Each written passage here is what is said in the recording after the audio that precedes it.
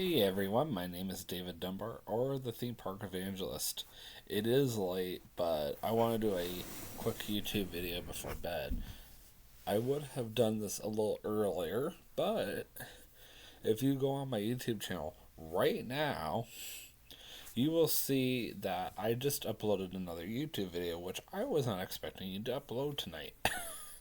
So, I admit I was about to have a bowl of ice cream when my mom says to me, "Are you burning something?" And I'm looking at the ice cream, I'm like, I'm pretty sure I did not burn that, but okay. I mean, it seemed a little too strong of a smell for me to burn ice cream. And then she comes down, she's like, "What are you doing having ice cream?" I'm like, "Oh, I just want a little." So she got upset with me, but anyway, and she said the cats were going crazy. And we started looking around, so I started getting suspicious. When she started going crazy, I'm like, uh-oh. So it could have been me. Then I started getting nervous, so I started thinking, did I not do something right when I was outside vacuuming the car earlier? So I went outside to make sure that I didn't, do something wrong. And before I knew it, I was looking at a big flame in the pool complex right in front of my parents' house. And I was like, oh, okay, that's different. So first, I did the right thing and I called 911, told them exactly what was going on. I stayed with them until they hung up. And then I decided to do the next best thing, which honestly is kind of stupid. And I started YouTubing the entire scenario. Of course, considering how bad the smoke was tonight, the camera quality is really bad. So, this is the second craziest thing that has happened since I have moved here. First, I dealt with a tornado, so of course I was stupid enough to go outside on YouTube during a tornado. And I remember the night the tornado showed up, I was up in my dad's den playing Indiana Jones and the Infernal Machine, which ironically I'm playing again. So, what are the odds of that happening? And then, but I mean, I didn't play today. But this time, I was just getting myself some ice cream. But still, 3 years later almost, I am just, doing something out of the ordinary, and then a fire shows up. So it's like, what is going on? This is the second tragic incident that has happened here in northern Kentucky. At least this time I've moved at least twice, but once again back with my parents and something tragic happened again. So I don't know. I mean, when I was living with my roommates, the only tragic thing I can really tell you guys is it starts with a C and ends with a D. So that's really all I can tell you guys about what happened bad last year. And not only did it affect me, but it affected my brother and it affected one of my roommates. So yeah, it was a pretty rough time. I can't say the actual word because I work for Answers and Justice. Not really supposed to be talking about it, so we're not going to. But I'll tell you guys this much. The entire month of last July, the whole entire time that I was YouTubing because I am from home because I had nothing else better to do, I was on quarantine, and I think you guys know why. So, anyway, before the storm gets really, really bad, I'm going to go ahead and do YouTube video, get my phone upstairs plugged in before the power, for whatever reason, decides to go out. So, excuse me. Tonight's YouTube video, excuse me, so sorry, is going to be about what was my first day of ninth grade like. I'm back to my high school days now that I am done with my associate's degree. I might as well go back to my normal YouTube videos. So, with that being said, I remember my very first day of ninth grade. It was, one of those really interesting days that could have been better, could have been worse. I basically was going from one classroom to the next. And I would get all my textbooks, and the teachers basically were telling everybody, this is what I'm expecting out of you, this is what we're going to be learning, this is what I'm going to be teaching you, blah, blah, blah. You could pretty much tell from the very first day, and this is just normal in general, what your class is going to be like, what your teacher is going to be like. Also, sorry, I keep trying to make myself more comfortable. Also, kind of like what you're going to expect going from one classroom to the next. So, I learned pretty quickly that I would be required to leave all of my textbooks in the locker. Back then, I didn't 100% know how to handle it, so and I wasn't allowed to bring a book bag with me. So, first of all, I probably wouldn't have brought a book bag to school back in ninth grade if I had known I wasn't even allowed to bring my book bag from one classroom to the next. It made no sense. But back then, I didn't understand that. My parents had already gone ahead and got me one.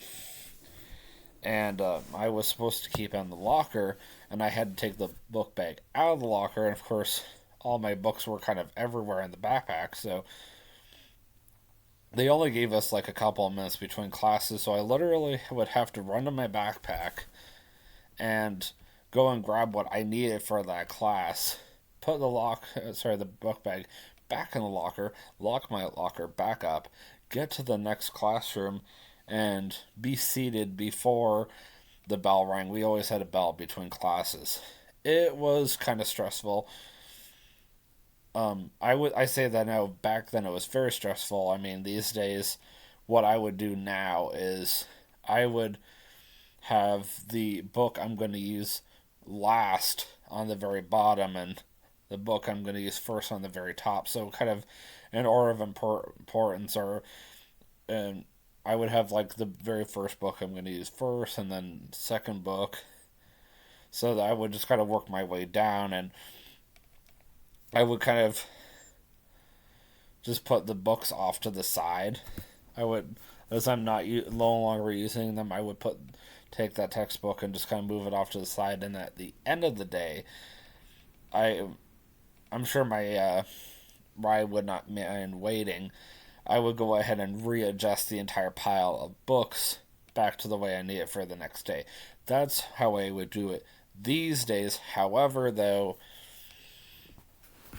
my mind wasn't thinking clearly those days. It's like currently at my job, I'm supposed to be wearing a pouch that goes around my waist. I know how to put on the pouch. I know how to wear the pouch, but the problem is the pouch is always fighting with me, and then I end up spending about 5-10 minutes fighting with the pouch alone, and then I end up taking off the pouch at points because I don't see the need to wear the pouch while I'm doing any kind of count or whatever, and I personally feel like it looks tacky, so I prefer not to wear the pouch because of the fact that I have a system that I use whenever I go to work. So I'm in guest services now at the Ark Encounter, if I haven't said so publicly on YouTube yet. I got the transfer finally within the past few weeks, so I'm very happy about that. So what I do is one of my jobs is I'm a lobby grader. So I literally will take a bunch of park maps and I will put them in the middle. I'll put the daily schedule on the very front, and then I'll put our Answers.tv subscription brochures on the very back. And I will have them all kind of sitting up on my hand, and then I will literally hold my hand up so in a way that everybody can see what I'm holding, everything I'm holding. And then if anybody asks, oh, can I get this? Can I get this? It's easy for me just to grab it out of the pile. Now, originally, I did actually like the pouch. I thought the pouch would be a great idea until I found out what a pain in the butt it was. And then I was like, well, maybe I don't like it so much. I mean, everyone's different. I know part of it is my autism, but at the same time, I definitely feel like they're an inconvenience. Just like I felt like having to go to my locker between classes and get my books out of my book bag between classes was a pain in the butt. If I had a more organized system back then, like I do now, I would be doing so much better.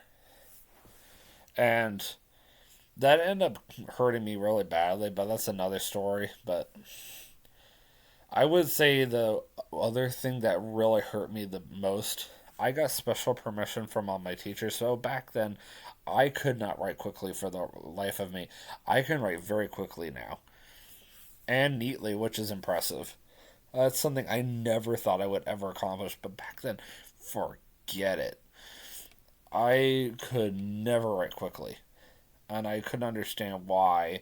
And I remember I would got permission to hook up a laptop, and of course, I had to plug the laptop in, and I always had to get set up. So it took me forever to get set up, and then of course you had to get there earlier. You're supposed to get there earlier to set up, and I was always running behind because that's just how I am, and I was always one of the last ones to leave. And I was supposed to be sitting or taking my stuff down early, that way I could get out of there because you only get a couple of minutes between classes. And they don't care if you're taking your laptop apart or not. You need to have your laptop closed off early so that way you can get to the next class and that way you're not holding anyone up. I knew for a fact that my Bible teacher wouldn't care at all. I don't remember honestly needing to use a laptop for that class, which is good, even though I did ask literally every single teacher, hey, can I use a laptop for your class? Hey, can I use a laptop for your class? And, it's just kind of one of those things. At least I had a common decency back then to do that, but let's just think about it. In ninth grade, how old was I?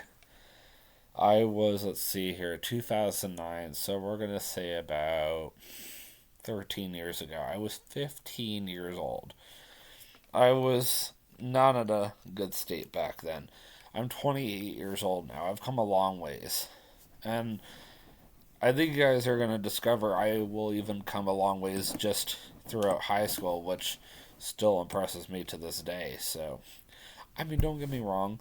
There's a lot of things that I could do even better now in my late 20s, but at the same time, I look back at my life and I'm like, I did that a lot better, but you know what? I could see myself in my mid 30s and say, I'm doing this so much better than what I was doing back in my late 20s. I feel like every year I'm always improving upon something. I'm always trying to improve upon something new every day on top of that. I even try to look at, like, say, for example, TJ, who I'm no longer friends with, and I look at stuff that I've seen him do, and I'll be like, well, I see he does this, but I don't want to do that, so I want to see if I can do better than that. And that's kind of how I'm basing a lot of how I do things on in life is actually on how I did things back then in the past. And that's kind of why I'm doing this YouTube series, so I can tell you guys, yes, this is what I did back then, but this is what I do now. To prove to you guys, yes, I have come a long ways, but I do want you guys to know that at one point I was really struggling with things, and this is where my mindset was at, if that makes any sense. Like, I could not comprehend my math for the life of me, versus addition and subtraction, it comes to me like that. It's insane. I don't understand how. As long as I'm looking at it, because I'm visual in that sense, my brain will literally comprehend it right then and there. I've impressed a lot of people. They're like, how do you do that? It's like, I don't know. I guess it's just a gift from God. I don't know. But yeah, otherwise,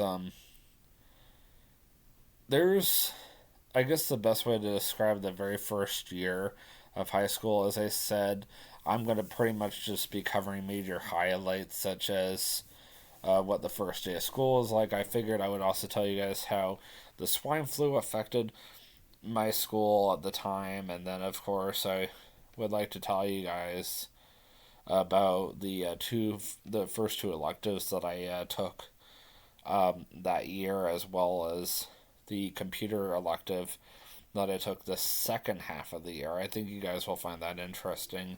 I also would like to talk to you guys about the special classroom that they put me in called Launch, basically to help kids that were struggling academically. I'm really glad I did not stay at that school just because of the fact that I would never have gone anywhere.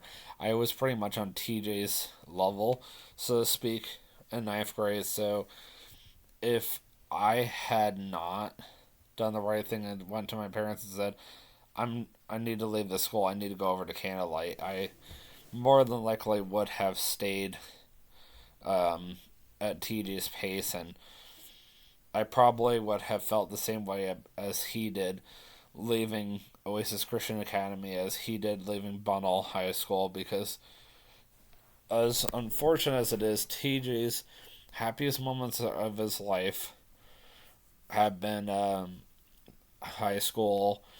The relationship he had with his dad while he was around. It's been almost 2 years since his dad passed away. 2 years tomorrow, Thursday, March 31st, 2020. His dad passed away, and he hasn't had him ever since. And we don't know where his dad went. I, worry that his dad went unfortunately to hell, but we can only hope and pray that he did go to heaven. But, that's between God and TJ's dad, I guess, is the best way to put it. And also, meeting me, unfortunately, no longer his friend, but you never know. TJ and his fiance might eventually break up, and TJ might come to a senses, but unfortunately, we'll have to take TJ and Carly breaking up for TJ to come to a senses. That's just how he is. But yeah, I definitely can say I had a lot of mindset like him at one point. I had the hardest time leaving Oasis Christian Academy. I was really upset about it because I had quite an attachment to that school, even though it wasn't the greatest school, even though I didn't have the greatest friends. That's just where my mindset was at the time. I didn't feel like that high school really helped me grow on a spiritual or mental level. I felt like they were more interested in my academic success versus Candlelight Christian Academy was not just concerned about my academic success, but they were concerned about my spiritual success as well as my mental success. And yes, Candlelight actually did help me considerably with my academic success. Sure, I had to take a couple of those remedial college classes when I first got to Polk State College, but it was only 3 of them. It could have been worse, and I did catch on pretty quickly. Not to mention, Candlelight did help me considerably with my spiritual success as well as my mental success, and that's why I'm doing this high school days. Right now, I'm in the boring portion of the YouTube series because once I get to 10th through 12th grade, you guys will learn how Candlelight helped me grow spiritually and mentally, and I'm super super excited about this because it was Candlelight that helped me to grow to be the person that I am today. So if it wasn't for me going to Candlelight, I would have been a completely different person. I wouldn't have been the same David Dunbar or theme park evangelist that you guys have known for the past 6 years. And for those of you who are new to my YouTube channel, I wouldn't be the same David Dunbar or the theme park evangelist that you have met within the past, I don't know, couple of weeks, month, maybe even a year. So, all I have to say is if you really want to know how the David Dunbar came to be, I would definitely check out the YouTube portion of this series where I go to Candlelight because I think you guys will be truly spiritually impacted by that. So, with that being said, I will see you guys in the next vlog. If you're in the greater Cincinnati area tonight, please be safe because there's a lot of bad wind out there as it is. We already had to do off a fire tonight, so yeah, it's been an interesting night. And I got to get up earlier. There's a women's conference at the Ark Encounter tomorrow through Saturday, so Lord willing, you guys will come out and go get to check it out. So obviously women only get to come to the conference, but I will see you guys in the next vlog, and always remember you can do all things through Christ strengthens you. Have a great night. Peace out.